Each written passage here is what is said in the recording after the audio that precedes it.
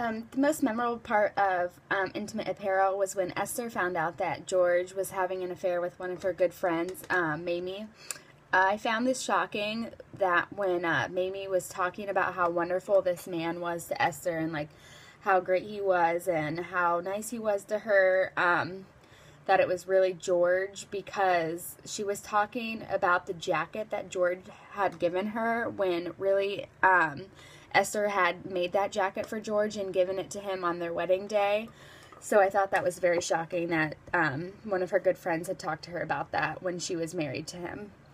One point of conflict in the play was when Mrs. Burren talks to Esther about how her husband is seeing other women, and that her marriage isn't working out for her, but she doesn't want to be known as the woman to get divorced, so even though she's really unhappy, she stays with him.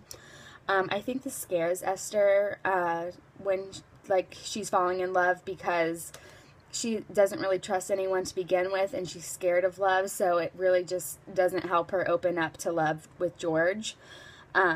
Another point of conflict is whenever Esther interacts with Mr. Marks, you can tell that there's a lot of tension between them, and I think this is because they truly like each other, but they can't just express their feelings for each other, especially when Esther starts to like George, and she finally tells Mr. Marks that, and he's pretty upset by it.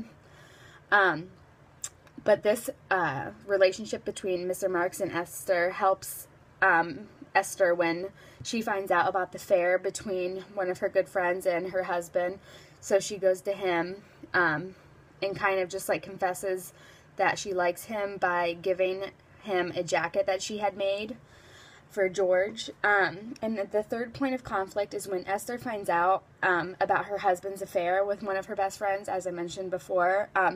She recognizes the jacket that George gave her best friend, and then she realized that Mamie was the woman that George was having an affair with, and he wasn't really like going to the bar with his friends to get beer or going out on walks or whatever he said he was doing to get a new hat or whatever. He was actually seeing one of her good friends. This also unveils the fact that George never wrote Esther letters, which was a point of conflict.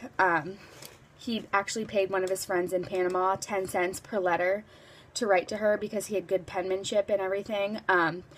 But when she tells him that she didn't write him letters, someone else wrote them for her, he got really upset with her.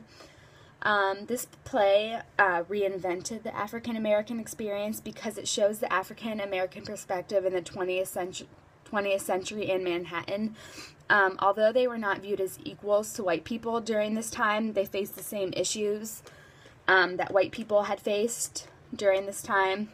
And I think Lynn Nottage's purpose of writing this play was to show that white people are truly equal to black people, and that there's not really a difference with their lives during this time period.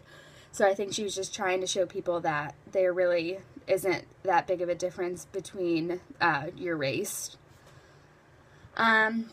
Yes, I think stereotypes of African Americans and other small groups still exist today. I believe that word of mouth and also social media perpetrates stereotypes because they play on emotions by only talking about their race and not talking about them as individuals. They only really say like, oh, this black person versus white person, or etc. They don't really say like this individual versus that individual.